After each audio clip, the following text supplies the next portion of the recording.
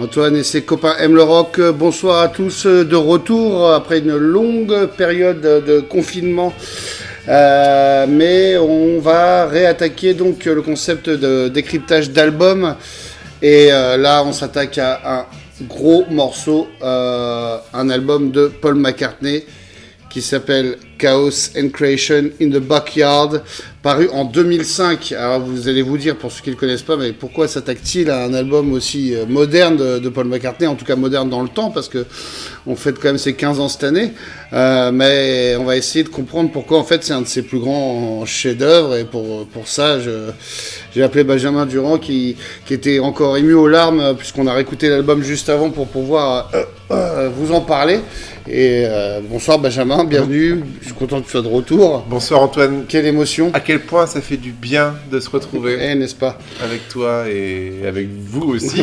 Voilà, donc podcast sauvage, donc bien sûr si vous voulez écouter les morceaux, vous avez qu'à vous acheter l'album, et j'espère que c'est un peu le but de vous donner envie de l'écouter puis de l'acheter, et notamment en vinyle, puisqu'il est ressorti l'année dernière en vinyle, parce qu'il était à des prix, le premier pressage a dû être pressé en 2005, c'était pas encore le retour le Back to Black, donc ça coûtait 180 € sur Discogs, donc là voilà, vous pouvez vous le procurer pour une vingtaine d'euros, et franchement c'est un simple album assez court, et on va essayer de comprendre un peu où en est McCartney dans cette période. Début des années 2000 déjà, quoi, peut-être remonter là. Tout à fait, oui. Bon, c'est que Linda McCartney est morte en 98, que ça va être une épreuve pour lui forcément, qui est morte d'un cancer, comme sa maman d'ailleurs, donc c'est quand même une sacrée épreuve qu'il a dû vivre. Et George aussi. Et George qui meurt l'année d'après, enfin 2 ans après. Donc voilà, tout ça fait qu'il trouve au départ ce qui peut apparaître comme un réconfort auprès d'une certaine Heather Mills, je sais pas comment on prononce. Heather Mills, en tout cas, j'ai plus de doutes sur le Mills que sur le Heather. Et du coup, qui va épouser assez vite, d'ailleurs, dans la foulée, quoi. Ça, on en parlera un peu, ce sera le côté voici de notre émission, mais en tout cas, donc cet enregistrement commence en fait après une grosse tournée, un gros comeback qui a lieu en 2002-2003, où il tourne partout dans le monde pour la promotion de son album d'avant qui était Driving Rain. Tout à fait. Donc grosse tournée, d'ailleurs tu l'as vu pour la première fois, je crois, sur cette tournée-là à Bercy en 2003, ça devait être quand même quelque chose. Puis en 2004 au Stade de France. Ah oui, c'est vrai que tu l'avais revu. Non mais... Qui est pas vraiment... C'est une tournée entre deux de stade pour préparer Glastonbury. C'est ça. S'il aurait dû faire cette année d'ailleurs, si on n'avait pas eu le Covid-19. Du coup, qu'est-ce qu'on peut... voilà, donc il commence les sessions dès 2003, mais l'album verra le jour qu'en 2005, donc ça va prendre beaucoup de temps. Oui. Alors je crois que l'idée de Maca au départ c'est de demander à George Martin de le produire, et que lui il est un peu âgé, un peu des problèmes de santé. Non, je crois qu'il a pas dans l'idée que George Martin le produise. Par contre, il demande conseil à George Martin. Ouais, c'est les sources. Ouais, c'est ce que j'ai compris de toute façon. Parce peu importe. Non, mais ce qu'on sait, c'est que c'est George Martin qui va suggérer le nom de. Ouais, tout à fait, de Nigel Godrich. McCartney de toute façon était toujours à avoir affaire avec George Martin pour diverses opérations sur les Beatles, etc. Et de toute façon, je croisais tout le temps. Ouais. Dès le côté de l'anthologie et tout ça, Martin n'était plus capable vraiment d'assurer en tant que pur producteur et tout ça. Il faisait encore des orchestrations, notamment sur Flaming Pie, etc. Mais non, McCartney... je pense qu'il y a beaucoup de choses intéressantes à aller creuser sur l'état psychologique de McCartney, parce qu'effectivement, il a redécouvert les plaisirs de la scène après cette période un petit peu floue. Il n'avait pas tourné depuis 10 ans quasiment. Ouais, depuis 93, et il a un nouveau groupe pour l'occasion, quoi. C'est là qu'il récupère le groupe qu'il a toujours aujourd'hui d'ailleurs, qui ont tourné avec lui plus longtemps que les Beatles, c'est-à-dire Abbey Junior, Rusty Anderson, Brian Ray, j'y suis arrivé du premier coup, et Paul Vix, qui est le seul survivant du combo de 93. Ouais. Un groupe de jeunes gens à l'époque quand même, enfin... Et voilà, moi, il y a toujours des débats sur préférez-vous la période 89-93 à celle d'aujourd'hui. Moi, j'aime beaucoup ce groupe qui en tout cas colle bien à l'image qu'avait McCartney, je trouve, au début des années 2000 et qui revisite avec panache un best-of immense parce que les concerts durent qui durent quasiment 3 heures avec des setlists de 40 titres.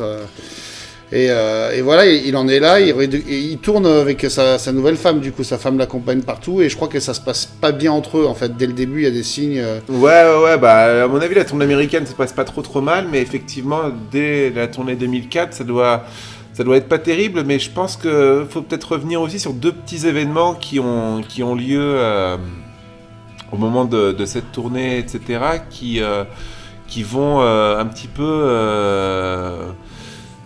où McCartney va un peu être poussé dans ses retranchements et va faire un peu des bêtises, quoi. Ouais. Le premier événement, c'est la fameuse chanson Freedom.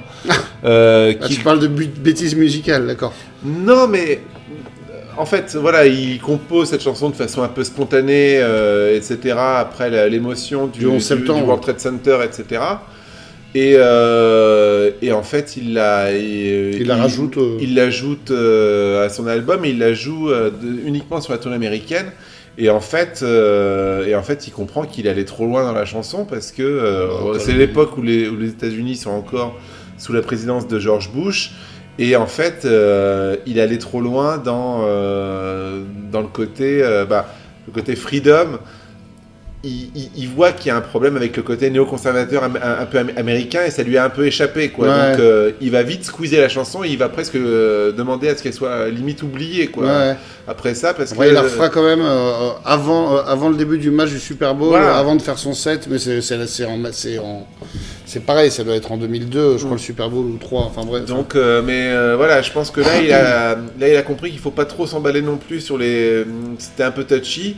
Et l'autre chose, c'est la fameuse polémique qu'il y a eu au moment de la sortie des albums live Back to the US et Back to the World. Quand il, sur les crédits de l'album, quand il fait l'inversion des signatures McCartney-Lennon plutôt que Lennon-McCartney. Ouais.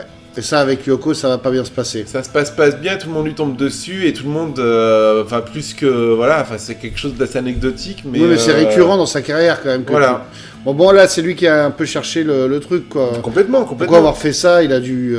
je pense que s'il fait ces petites erreurs, c'est que son hygiène de vie a jamais été aussi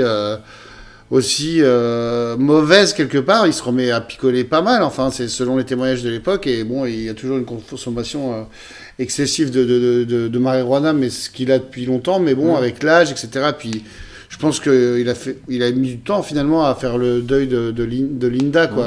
Ça peut se comprendre. Non, mais oui, et du coup, il s'est jeté à corps perdu dans cette relation avec cette Heather qui était une espèce de people connue parce qu'elle avait assez compliqué, mais une belle femme qui avait perdu sa jambe, sauté sur une mine, etc. Enfin, donc, qui avait écrit des bouquins à succès et qui défendait aussi des causes veggie, enfin, je le dis en vulgarisant, mais enfin, en tout cas, des causes humanitaires, grosso modo. Ça et l'arrangeait bien en s'étant mise avec McCartney. Bah, bien sûr. Donc, tout de suite, il y a la question se pose si c'est pas une michetonneuse, comme on appelle ça, hein. Et Paul, je pense qu'il veut pas voir ça, il est bien, il redécouvre un peu le plaisir de la chair sur une jambe, mais non, mais je pense que vraiment il y a plein de scènes apparemment avant qu'il se marie, il y a une scène absolument cocasse où il lui offre un espèce de diamant dément, je sais même plus la valeur, les chiffres n'ont même plus d'importance quand il s'agit de gens aussi riches, mais que finalement elle balance par la fenêtre d'un hôtel et du coup McCartney fait appeler l'hôtel parce qu'ils sont partis le lendemain, et il y a les mecs ils disent si vous retrouvez la bague dans le jardin il y a un chèque à l'appui, puis finalement il y a un des mecs de l'hôtel qui retrouve la bague et tout, enfin il y a plein de pas mal de gens sont témoins d'engueulades mémorables, et aussi après il y a beaucoup de conneries qui ont été dites pendant le procès où elle a déballé en fait qu'il était là avec ses potes à se moquer d'elle, en fumant des joints, en disant que c'était une putain d'unijambiste. Enfin bon, voilà, des choses C'était assez dur, mais puis il fait n'importe quoi. C'est l'époque où il s'affiche à la télé avec elle, où il dit presque rien, lui, quoi. C'est elle qui il parle, fait notamment qui veut gagner des qui veut millions. gagner des millions en Angleterre. Ça, c'est quand même incroyable, quoi. Ouais. Et donc, du coup, c'est sur YouTube, hein, ça vaut le détour. Il faudrait que j'aille voir ça. Et du coup, bah, c'est dans cette période-là où il va mettre 2 ans. Donc à enregistrer les sessions de Chaos et du coup 2003-2005, donc voilà, on va peut-être revenir sur ce qu'on disait. George Martin conseille ce fameux Nigel Godrich. Donc qui est Nigel Godrich pour les gens qui ne savent pas? Alors Nigel Godrich, donc c'est un jeune homme par rapport à McCartney, évidemment. Il est né à la fin des années 60, donc c'est typiquement quelqu'un qui est de la même génération que des Noel Gallagher, Damon Albarn ou Tom York. Et d'ailleurs, c'est surtout ce dernier qui va être extrêmement important dans la vie professionnelle de Nigel Godrich, puisque Nigel Godrich commence sa carrière en étant l'ingé son maison des studios RAK, qui sont des studios pas très loin, ils sont à peu près à 1 kilomètre des studios Abbey Road. Donc par rapport, si vous connaissez un petit peu Londres, par rapport à la station de métro St John's Wood, c'est de l'autre côté de la station de métro par rapport à Abbey Road, c'est juste à côté de Regent's Park. D'ailleurs, il y a 2 studios à Londres où ils enregistreront, les studios R, d'ailleurs j'ai découvert qu'il y avait des studios R à Londres, ça doit être assez récent. Oh non. Enfin, bah non, mais Non, les studios R, alors, excuse-moi, le premier studio R a été monté par George Martin au début des années 70. Oui, mais pas à Londres. Si. Ah, d'accord. À Oxford Street. Je pensais que ça avait mis plus longtemps, enfin bref. Non. Donc, il y aura aussi des morceaux donc, enregistrés à RAK, comme tu dis, sur l'album, et à Los Angeles aussi. C'est là que ça commence. C'est à RAK que ça commence. Mais bref, on parlait de Nigel Godrich, donc essayons de ne pas trop se disperser. Allons-y. Nigel Godrich a donc été recruté, son travail au studio RAK a été repéré, et notamment par le très grand producteur, ancien ingé son, pour le coup, des Beatles, mais surtout des Beatles en solo, John Leckie, qui ensuite va avoir une énorme carrière, parce qu'il va quand même produire ou être ingé son il a commencé, il est notamment ingé son sur le Plastic Ono Band de Lennon, mais ensuite il va produire XTC, il va produire évidemment le premier album des Stone Roses, c'est pour ça qu'il est notamment le plus connu. Mais surtout, c'est lui que Radiohead appelle pour produire toute la période qui va être celle qui suit effectivement leur premier album. Il commence avec le EP My Iron Lung, et ensuite il va produire tout l'album The Bands, le deuxième album de Radiohead qui sort en 95. Et OK Computer surtout, là, qui après, non? C'est Godrich qui produit OK Computer. Ah oui, d'accord. Oui. John Leckie produit The Bands, et c'est Nigel Godrich qui est son ingénieur du son.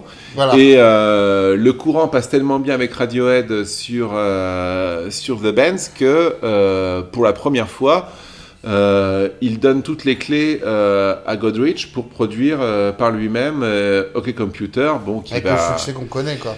Et le succès, l'impact et l'espèce de signature sonore que ce disque va constituer. Du coup, après, il mixe pas mal de choses. Il travaille sur Nathalie Imbruglia, il mixe l'album de R.E.M. aussi. L'album Up de R.E.M. et surtout aussi deuxième incursion après R.E.M. aux États-Unis à l'époque très significative, c'est quand il est appelé par Beck pour produire l'extraordinaire album Mutations qui sort en 98. Ouais, donc le mec, il est dans l'air du temps, quoi. Vraiment. Il va produire le dernier album de Pavement. Apparemment, ça va mal se passer d'ailleurs. Cet album de Pavement est en général celui qui est le plus mal aimé par les fans, et ça va très mal se passer avec Stephen Malkmus.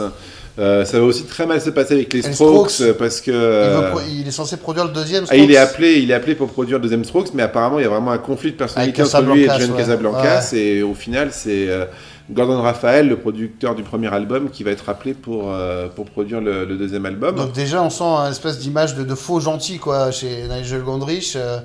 Et j'ai la chance de connaître 2-3 personnes qui le fréquentent socialement et qui disent qu'effectivement c'est pas du tout un personnage forcément extrêmement sympathique. Ouais. Mais bon après c'est un bosseur, il est pas là pour. Voilà, c'est un bosseur, c'est un vrai, c'est quelqu'un qui a un assez gros ego, mais qui est assez pour aller creuser dans ses obsessions. Ouais, quoi. pour faire sortir des choses insoupçonnées chez les gens. Bah, c'est un fan de la production, et puis bon, il a bossé avec Radiohead, et ensuite, évidemment, il y a eu l'aventure, surtout, parce que quand même, Radiohead, c'est quand même vraiment enfin, c'est quasiment un membre du groupe de Radiohead, et il va y avoir cette fabuleuse aventure de 2 albums jumeaux, Kid A et Amnesiac, qui sortent à 6 mois d'intervalle en 2000 et 2001. Et où là, il y a encore des nouvelles frontières qui sont franchies.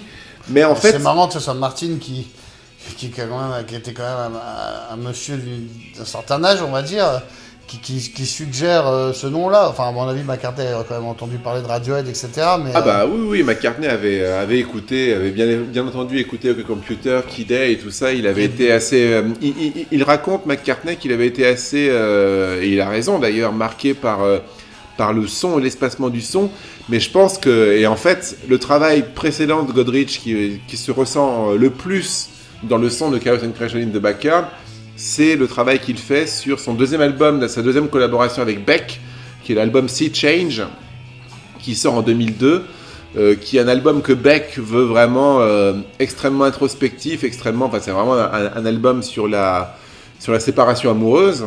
Et quelque part, c'est sans doute quelque chose qui va faire écho dans l'état d'esprit de McCartney de l'époque, et qu'il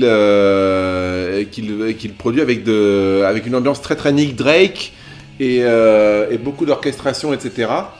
Et un autre collaborateur qui apparaît sur Chaos and Creation est évidemment partie prenante très fort dans le son de l'album de Beck, Sea Change, c'est David Campbell, celui qui fait les plus belles orchestrations sur Chaos and Creation in the Backyard.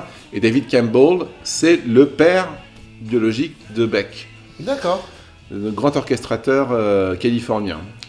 Et donc, du coup, on commence, donc tu disais, c'était LA que ça commence les premières sessions, donc c'est ça. Non, les premières sessions commencent à RAC à Londres, pardon. En 2003. Et donc, McCartney se pointe avec son groupe de scène. Ouais, en plus, ils sont bien chauds, quoi, parce que là, ils se pointent vraiment après avoir fait toute la tournée américaine et toute la tournée européenne. Ouais. Donc en 2003. Fin 2003, et là, je sais pas combien de temps ça prend. Mais en tout cas, Godrich très rapidement dit non, mais écoute, j'ai pas besoin de ton groupe, en fait, je veux qu'il y ait que toi sur le disque, quoi. Ouais. Mais je sais pas, tu sais comment ça s'est passé ou pourquoi, Ah bah, je sais comment ça s'est passé, j'étais pas là, mais mais à l'écoute de l'album, à la connaissance de Godrich, etc., je me permets d'émettre une théorie. Il a pas pris de gants, quoi. Non, mais c'est assez génial parce que Godrich, voilà, il faut comprendre que Godrich en 2003-2004, c'est effectivement méga star, quoi. Ouais, c'est quelqu'un qui pèse, qui vraiment a une espèce de contrôle sur le bon goût de la pop musique, etc. Ouais. Et il est conscient de ça, et il se dit putain, j'ai Paul McCartney entre les mains, j'ai envie de prendre Paul McCartney et d'avoir Paul McCartney comme un matériau, ce que personne avant moi n'a jamais eu l'occasion de faire. Ce qu'il dit, c'est qu'il a appréhendé non seulement parce que c'était quelqu'un de très très connu, mais il avait peur en fait que McCartney, comme il dit, ait envie de mettre les mains dans le cambouis, quoi, et d'aller chercher au fond de lui, quoi. Enfin voilà. Et en fait, je pense que ce qui se passe, c'est que sans doute que... C'est le test, peut-être, environ ces musiciens... Non, mais sans aller trop loin dans le côté, comme tu disais tout à l'heure, voici de l'affaire, je pense que vraiment McCartney est en plein doute. C'est pour ça que j'ai mentionné les affaires de Freedom et les affaires des crédits sur les albums.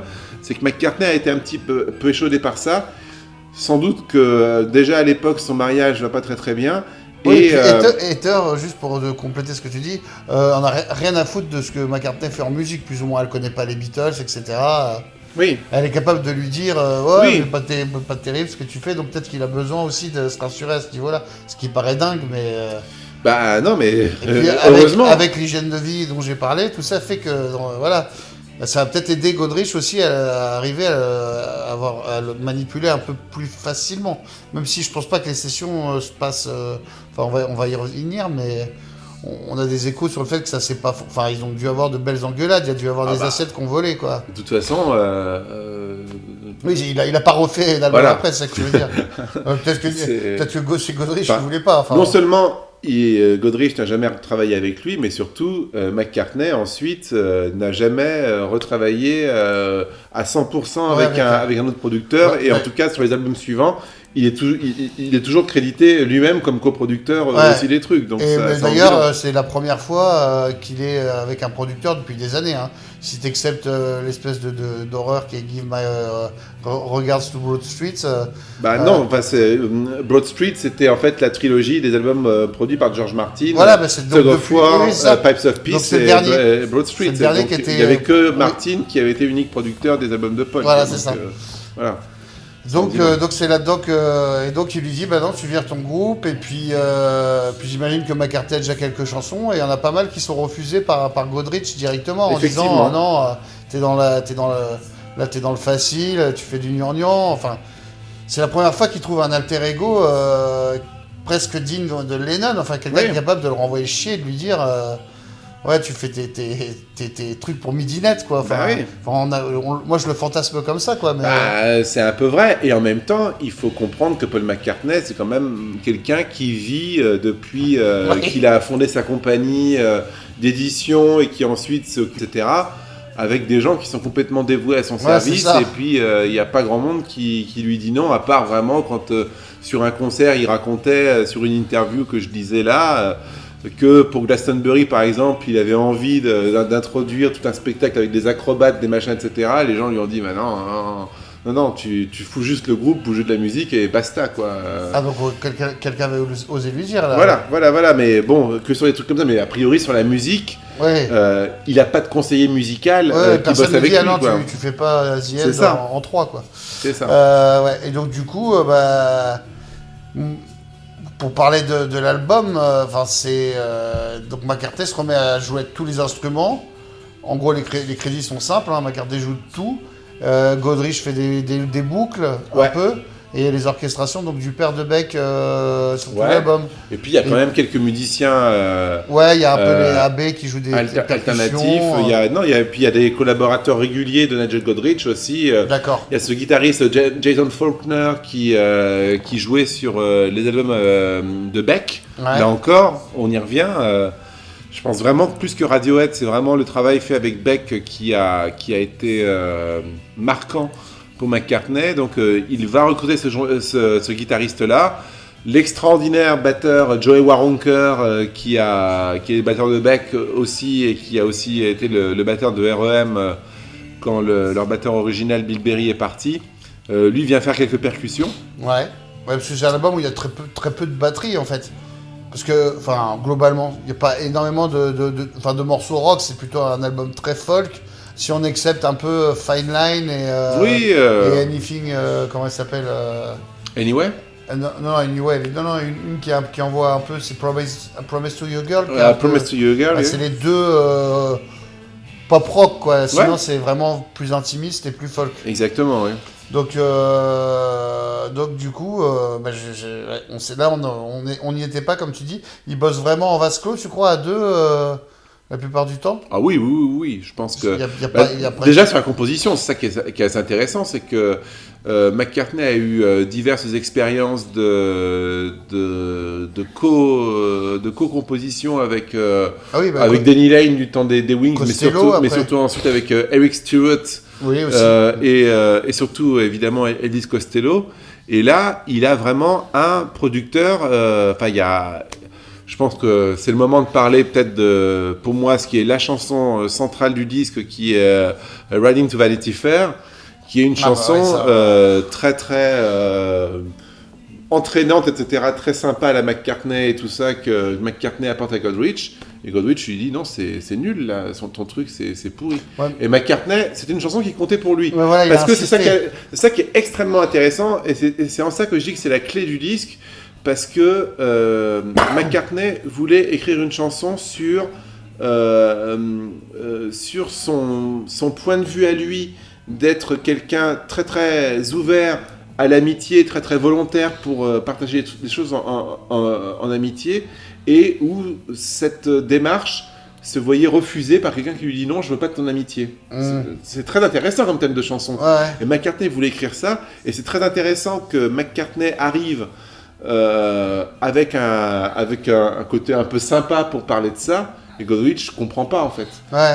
Et mais c'est une de celles dont McCartney a dit non, celle-là tu me la refuseras pas, et je vais bosser, et voilà. je vais vraiment... Et donc en fait la solution qui va être trouvée, ça va être que McCartney va décider de revenir vers Godrich avec la chanson au tempo ralenti de moitié. Ce qui effectivement donne vraiment tout le sucre de la chanson. Et ensuite, les paroles, Godrich va intervenir sur les paroles. Alors ça, j'allais te demander quoi. Pas pour lui en suggérer d'autres, mais pour faire du cut-up en fait. Il va couper des séquences. Et là-dessus, après... Parce qu'évidemment, toutes les chansons sur l'album sont signées à McCartney. Voilà. Donc je me demandais si... du coup, tu les voyais penchés sur un cahier tous les deux. Non, il le laissait quand même débrouiller dans son coin et lui dire ça c'est bien, ça c'est pas bien. Ça va plutôt être vraiment sur les questions d'édition. De cut, ouais. Voilà, exactement.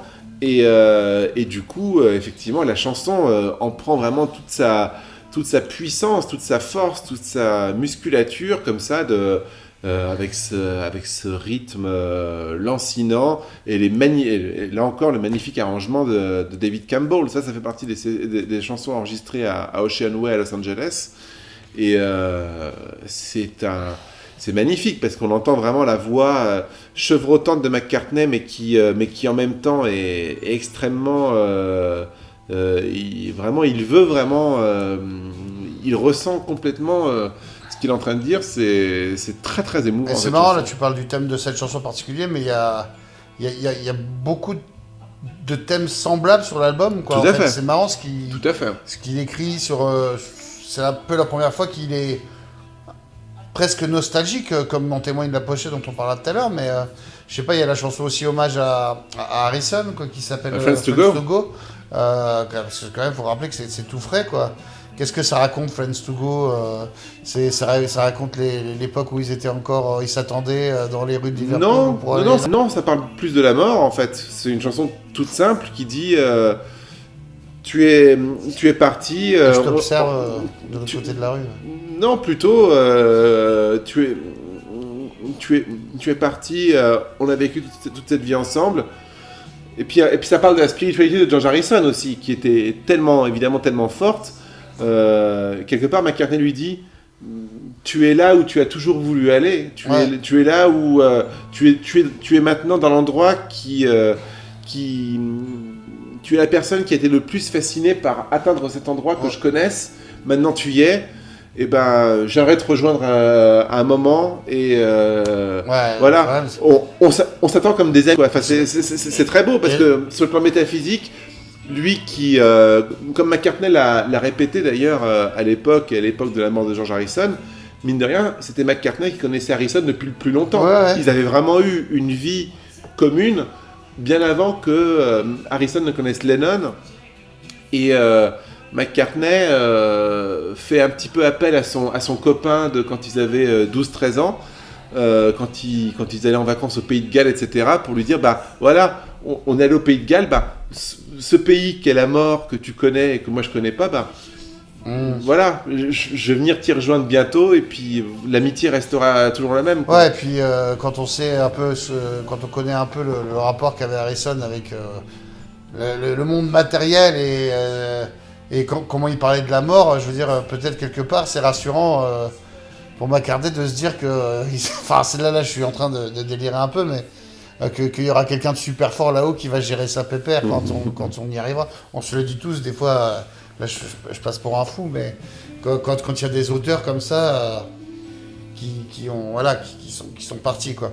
Donc, voilà, il y a ça. Après, il y a beaucoup d'Angleterre aussi, mine de rien, dans ce disque. Je pensais à une chanson comme English Tea, quoi, qui est aussi super bien écrite, qui pourrait paraître comme une balade de plus, un picking, etc. Picking, c'est plutôt Oui. piano en même temps, là. Non, du violon et tout, oui, il y a du piano. Non, mais il y a English Tea et puis... Jenny Rain. Et Jenny Rain. Bah. Voilà, j'associe un peu les deux qui sont des petites compos qui vont beaucoup plus loin, quoi. Et qui, je trouve, forment une osmose. Ce disque, il me fait penser à... Je trouve que c'est un album concept, finalement. Enfin, Oui, mais complètement. Comme, au même titre que Ram, on a même du mal à détacher les chansons des autres, quoi. L'album s'écoute vraiment d'une traite, quoi. Complètement. Et je trouve que à une époque où on mettait beaucoup de choses sur les CD, il a eu l'intelligence de faire un album qui fait quoi, 45 minutes ça, ils ont eu, parce que là, Ouais, pour ouais, le là, coup, je pense que dans l'intention, Oui, tu peux parce pas que détacher McCartney ça de se trouve, Godrich. il a quoi. rejeté 70% de booze. De bouse ou Non, pas, non, parce ouais. que en fait, finalement, beaucoup des chansons qui ont été rejetées par Godrich vont se retrouver sur Memory Almost Full 2 ans plus tard. Oui, t'as raison, mais qui est d'ailleurs à sauver aussi. Il y a un très bon disque, hein. Très bonne chose. Mais c'est marrant parce que finalement, sa musique n'est pas complètement transformée, quoi. Quand on réécoute ça, on se dit pas, waouh, bah non. McCartney a voulu faire un truc à part. C'est pas un hors-série, quoi. C'est complètement un album de McCartney. Et Mais ça c'est qui est juste, fort. c'est juste McCartney bousculé et reconcentré sur l'essentiel, ce qu'il n'a jamais eu quasiment avant ça l'occasion Ouais, de puis faire. surtout sur tout un album, quoi. Voilà, complètement. Ça- Bah, il sait, voilà, l'album s'appelle Chaos and Creation in the Backyard, et le côté création, en fait, McCartney, sur quasiment tous ses autres disques, garde l'œil sur rester en phase avec l'époque, les charts, les machins. Et là, il a complètement évacué tout ça, et c'est la création qui a l'objectif créatif. C'est le seul album qu'il a fait avec Ram, peut-être. Ouais, L'objectif créatif a été la seule chose qui l'a intéressé. Parce que les thèmes sont assez classiques pour un album de McCartney, mais le son c'est enregistré superbement, et enfin, je veux dire, il a sa place. Je pense qu'il restera. Il traversera le temps, ce truc. Ah bah non, mais... Je veux dire, on peut pas... tu mets ça à quelqu'un qui connaît pas le disque, il va dire, putain, c'est McCartney. Je prends même un Fine Line, on pourrait croire que c'est un truc qui était enregistré pour le blanc, quoi. Bien sûr, Enfin, bien sûr. c'est une des exceptions, d'ailleurs. Fine Line, ça sera le premier single. Ouais. Et je crois que c'est Jenny Rain qui sortira après. tout à fait. Alors, le grand drame, entre guillemets, parce que il a joué que 4 morceaux sur scène sur cette tournée qui a duré très peu de temps aux États-Unis. Ouais, au mais Canada. bon, voilà. Là, le problème, c'est qu'effectivement, la promotion de l'album a été de plus en plus C'est dommage, peut-être que cabossée par ses problèmes personnels de mariage qui partaient du complètement divorce, même, en là, sucette, quoi. Parce que là. Et puis tu vois, il y a cette idée, il y a cette émission Chaos and Creation in Abbey Road. Ah là là. Et on aurait pu Heureusement imaginer- qu'il y a ça, quoi. Ouais, on aurait pu imaginer une tournée de McCartney qui jouerait tout l'album avec Lady Madonna en rappel et puis point barre, quoi. Ah, Mais alors ça je me restera demande mon si rêve, ça. je me demande si c'est pas justement dû au fait que je pense qu'ils ont tous les deux, Nigel et Paul, étaient au bout du truc, et que une fois que ça a été fini, je suis pas sûr qu'ils soient beaucoup.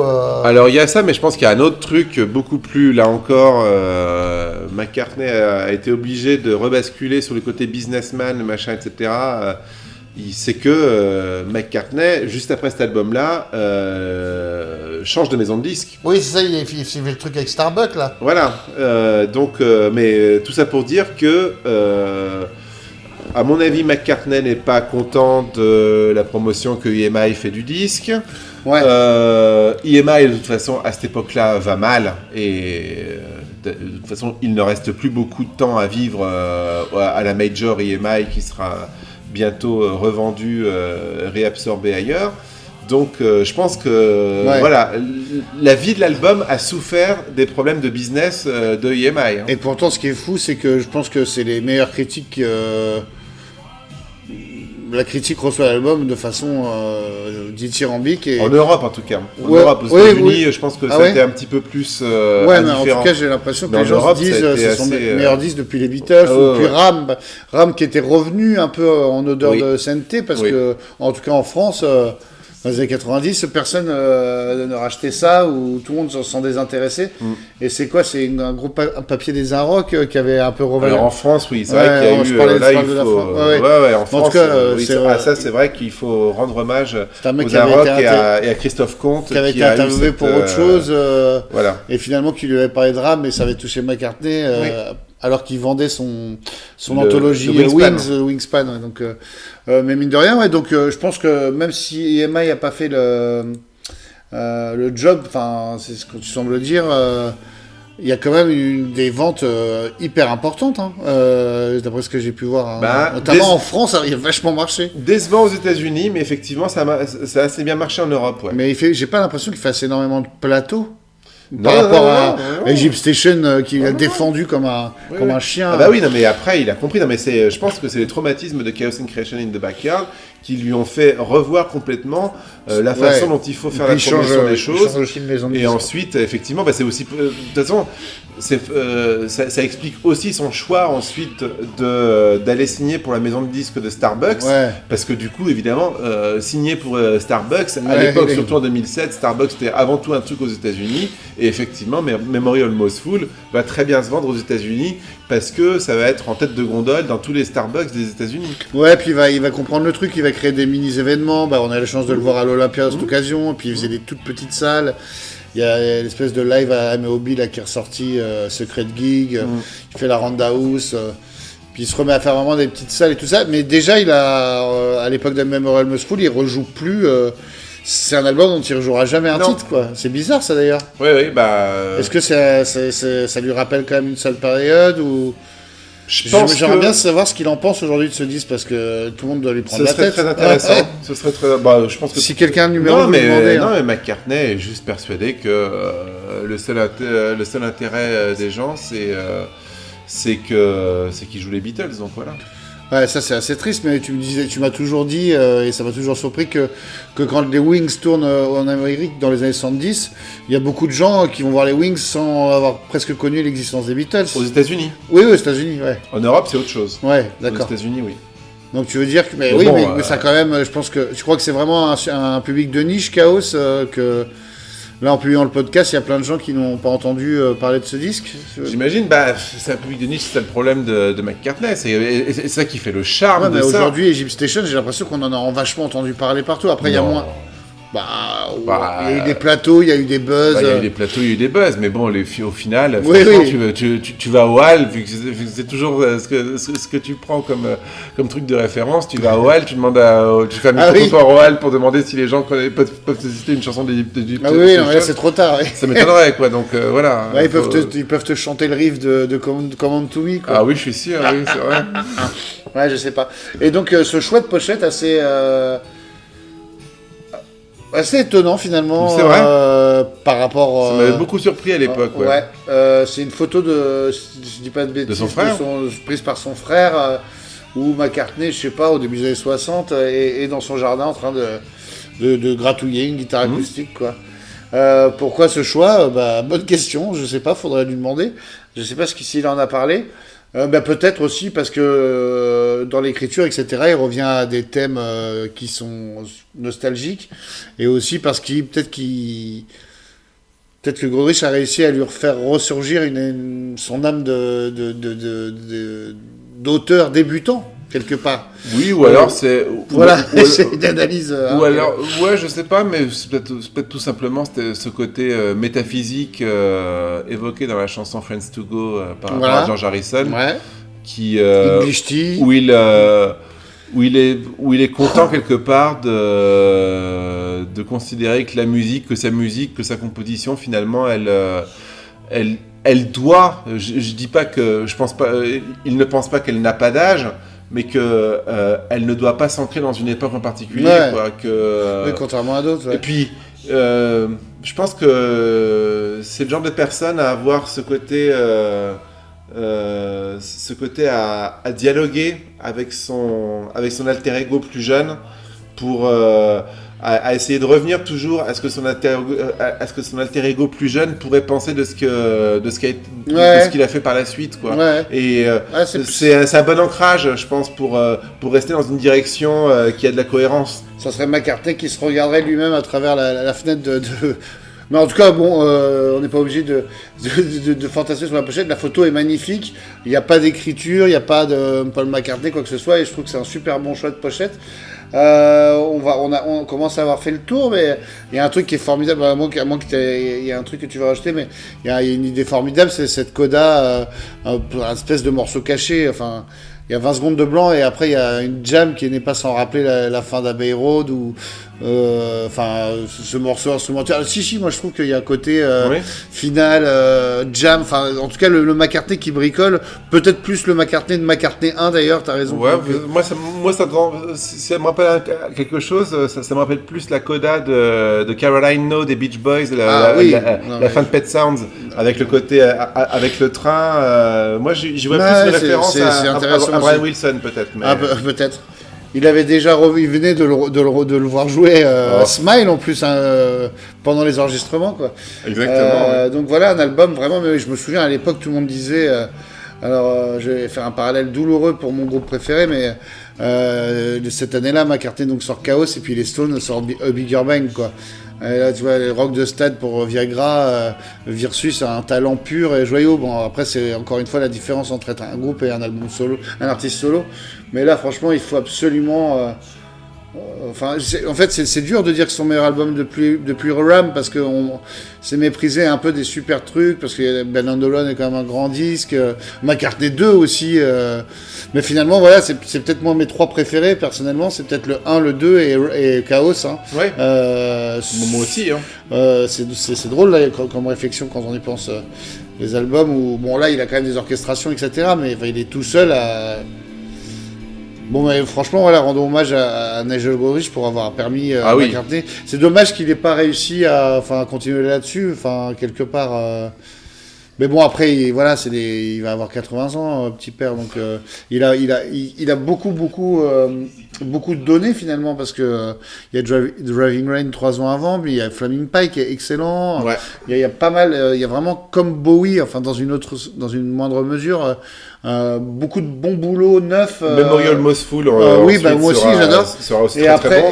J'ai plus de réserves sur New. Et puis Egypt Station non aussi. J'aime bien Egypt Station. Je trouve ça plus réussi que New. C'est pas. Tu verras dans 4 ans. Pas grandiose, mais non, c'est plus réussi que New, franchement, Egypt Station. En tout cas, voilà, c'était un plaisir pour nous de parler de cet album, et franchement. Mais surtout, écoutez-le, quoi. Vraiment, revenez à ce disque. Non, mais c'est vraiment, c'est fou comme ce disque est extrêmement important. Je sais pas. Voilà, bien sûr, si vous êtes fan des Beatles et que ça vous passe un peu au-dessus, les carrières solo, etc. Vraiment, ce disque mérite l'écoute. Mais c'est un album c'est dur à écouter. Alors moi, j'ai du mal à l'écouter sans chialer. Ah oui, alors c'est dur si on est vraiment super fan hardcore et qu'on comprend exactement je trouve ça triste comme disque. Ah, c'est un disque triste, etc. Bien sûr, mais bon, c'est un disque sans doute assez intense à écouter quand on connaît assez intimement tous les ressorts de la psychologie et du personnage de Paul McCartney. Mais même sans ça, c'est un album assez exceptionnel, quoi. Écoutez, foncez, en tout cas, c'était un plaisir pour nous de parler de cet album. On avait envie de le faire depuis longtemps. C'était une belle occasion. On se retrouve très très vite pour de nouvelles aventures. En attendant, il y a tous les rock au pif, donc allez-y. Hein. Là, on est en roue libre sur les rock au pif, et puis on essaie de vous concocter régulièrement des albums qui nous tiennent, des albums qui font que la musique est grande et belle. Excellente journée ou soirée, peu importe quand vous nous écoutez, où que vous soyez. Et à très bientôt. La, la.